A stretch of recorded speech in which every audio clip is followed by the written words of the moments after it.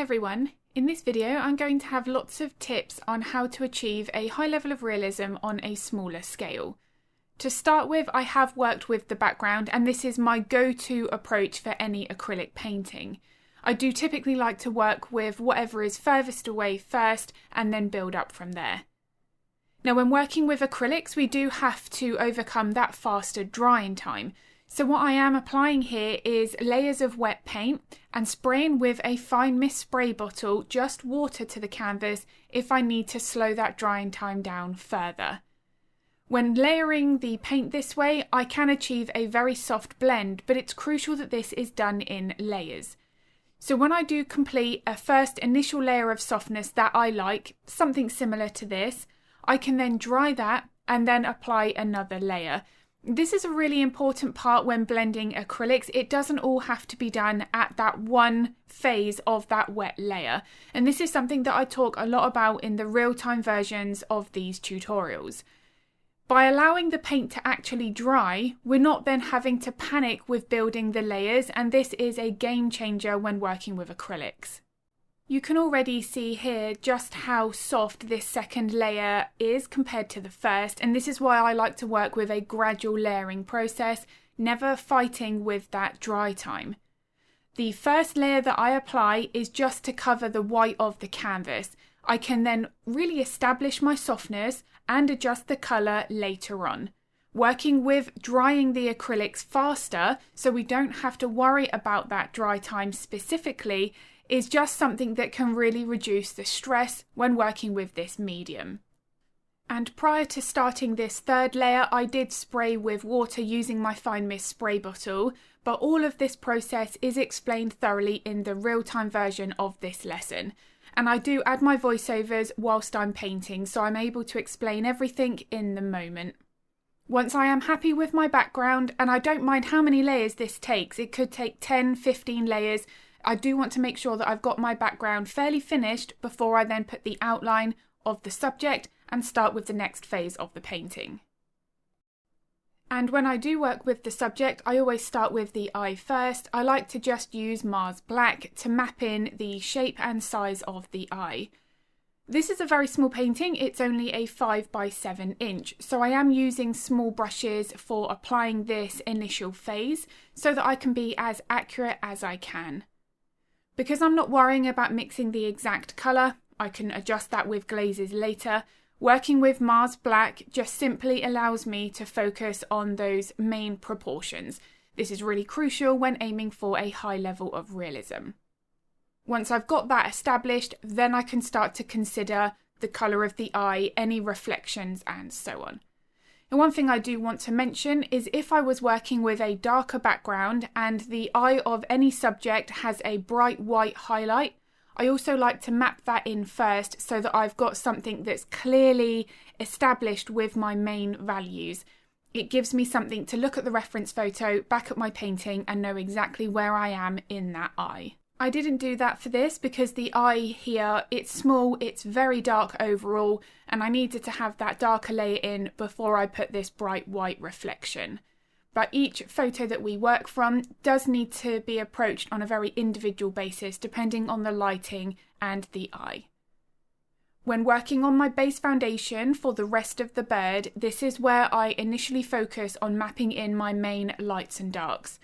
I am a big fan of using fairly smaller brushes for any size painting, but that does need to become a little bit more important here so that, again, like with the eye, I'm being as accurate as I can. The placement of the lights and darks is what helps to build up the shape and form of the animal. They are not random, they do follow the structures under the skin. So a highlight above an eye would indicate an eye socket. Maybe at the base of the eye cheek area would indicate at where the jaw is. So they do have a knock-on effect, and it is something that can make a very huge difference to the level of realism that we capture. When I'm working on this smaller size, there are things that I do slightly differently. If I was working larger, I would probably use more of the smaller sizes of rounds before I jumped into this little detailed brush. But again, I don't really have space for that, and this is something that I'm always assessing on these smaller paintings. I don't want to be using brushes and adding layers if it completely covers the layers underneath. This is something I talk a lot about in all of my YouTube videos, but there is no point in building a gradual layering process if those layers completely cover the previous foundations. So we still have to have those allowed to show through, but it's about adding in what depth we need for each layer, for each section and size that we're working on. I know that there are thousands of feathers on the top of the head, but I don't have space to add them, so I'm going to add the main ones that I see, and then the illusion of the softness by the layers I've built up will help to fill in the spaces in between for anybody who looks at this painting. By forcing too much detail, not only do I cover up the layers underneath, but the feathers start to look less realistic. They can sometimes take on more of a wiry appearance. So from both reasons, it's something here that we need to carefully evaluate. I've mentioned the use of glazes a couple of times already, and this is currently the phase that I'm working on now. So once I've built in the initial layers of values, I've got my darker base foundation, my midtones and my highlights. Then I can start to think, okay, now I want to adjust the colour. By working with the approach of splitting this up into 2 stages, I'm only allowing the brush technique and the layering process to be my main priority initially, along with that softness of my layers. If I then had to worry about mixing the exact colour as well for each of those layers I added, then the painting process is going to get far more overwhelming. Working with acrylics, because they're incredibly versatile, we can worry about the colour of those layers separately and do that later on. All I'm doing here is allowing a transparent layer of paint to influence the colour, adjust my values if needed, but have all of that detail that I've built up still visible. And this is a key part to a glaze. A glaze that is too thick, that covers the layers of detail and doesn't allow that transparency, is not a glaze at all. Now I do have a video here on YouTube where I'm showing different examples of paintings where I'm using glazes for different effects.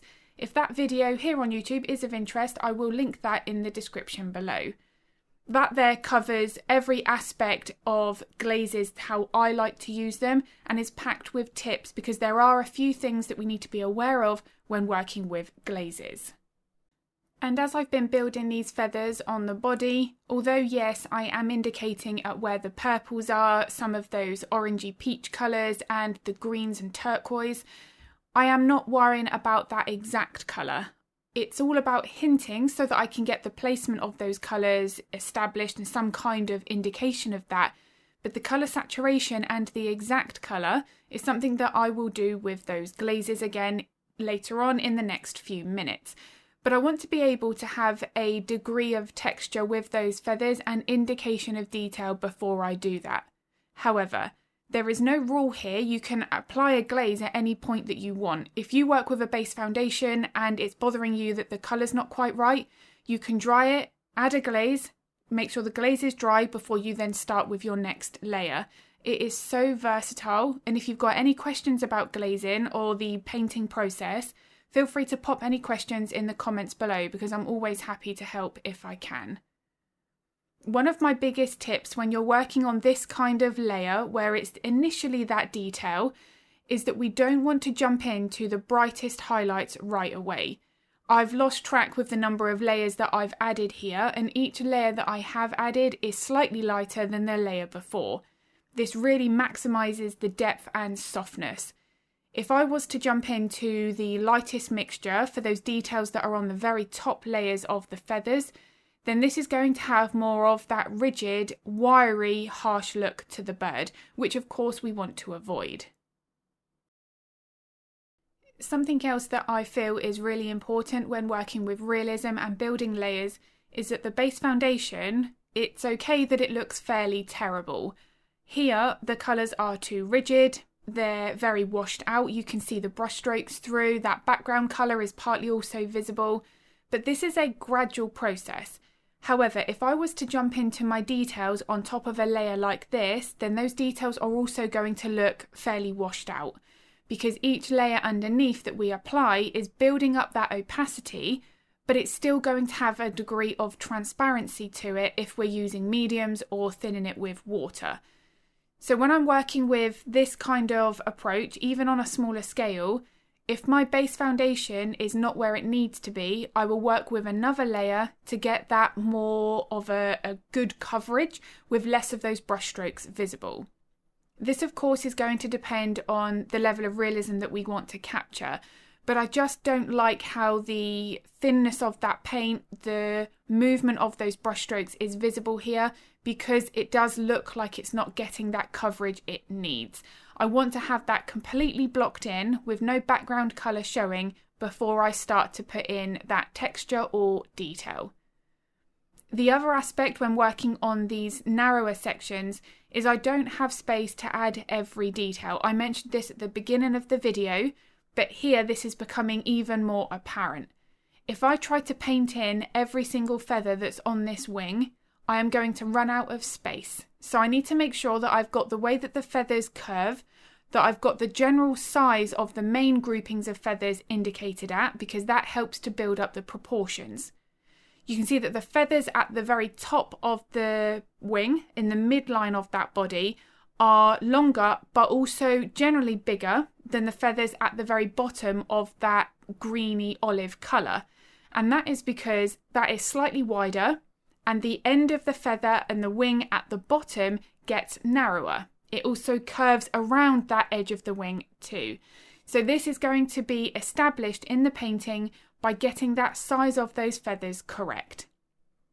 If I make the feathers at the bottom of the wing the same size as the top, then that lower section of the wing might not look curved, it might not have as much of that three-dimensional impression, because it will also make it appear like it's on the same level of the body as the other sections. So making sure that we've got this variation of size and shape is really important, and we do want to be making sure that if there is a slight variation on a smaller painting that we've tried to capture that, rather than trying to add in every single feather that we see.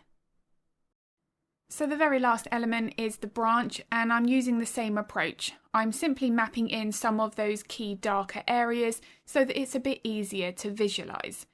One of my biggest tips when you know that you're starting to come to the end of that painting is don't rush it. This is something that I used to be very guilty of when I was newer to painting. I'd worked on the subject, I'd spent hours doing that, and then the last half an hour of that I would rush. This is something I'm very, very aware of now, and if I feel like I am beginning to do that, then I know I'm getting tired and I need to put the brushes down and come back to it later.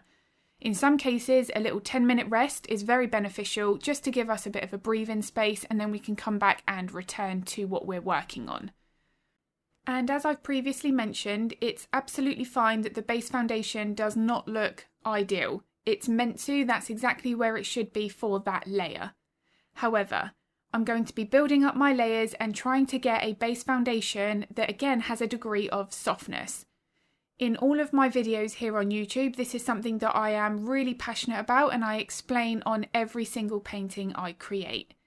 I don't even want any harsh edges really when working on a branch. Even though yes, technically it's going to have more of a rigid texture compared to the feathers, I still want there to be a degree of softness before I work with my details. And as I'm continuing to build these layers, you can see that this is where the softness is beginning to be established. But that is because I'm not jumping into my brightest highlights too soon. When the layers are ready to start having some of those lighter colours, this does have a bit of a grey appearance to it, and that is because I haven't worked with any glazes yet. Because I am only focusing on building my values to simplify the layering process, I can then add my glaze once this is dry. As I'm starting to build up this texture, I'm leaving some of my brush strokes with slightly more of a rigid edge on some sections, because I don't want the branch to look soft. Obviously that then wouldn't be right for this element. But I still have some softness with transitions from light to dark, but with some of that rigid edging, I'm able to build in some of that rougher texture, and this is something that we could enhance depending on the branch or twig that we are painting. Obviously, some bark texture almost looks a little bit grainy, gritty, so then we could use a small detailed brush and dab with that paintbrush to create little dots, if that was something that reference photo called for. And at the very last stage, this is where I am adding the final details. So if an animal had whiskers, it's at this point that I would add them. But for this bird, it's the brighter highlights, making sure that my shadows are as dark as they need to be, and then potentially working with any glazes. This bird had many colours and some of them were beautifully saturated, so it might be that a layer needs to be added to capture that very last ounce of colour to boost that vibrancy. When working with those kinds of colours, it's important to make sure that the layers underneath, or the details that you want to have that vibrancy, are lighter, because that colour of the glaze will darken it to some degree. And this is another thing that I do talk about in the video for glazing here on YouTube, and that is a really crucial process. If you'd like to see how important that is in a project from start to finish, then I've got the video of the red-eyed tree frog acrylic painting here on YouTube, and I really do focus on many glazes to capture that vibrant colour. That video is packed with tips and it shows the process on how to achieve that to the fullest that we can. If that is of interest, I will also link that video in the description below. So I do hope this video has been useful. If it was, I'd be very grateful if you could give it a like and a thumbs up. It makes a huge difference to my channel. I do also upload a couple of videos to YouTube every week, so if you would like to get notified of that content, then don't forget to hit the subscribe and the bell button. If you do have any art related questions, feel free to pop them in the comments. I'm always happy to help if I can. And if you are interested in painting along to the real-time version of this tutorial, I will link all of the information to that in the description below. And I'm going to be uploading another video next week, but as always, thank you so much for watching.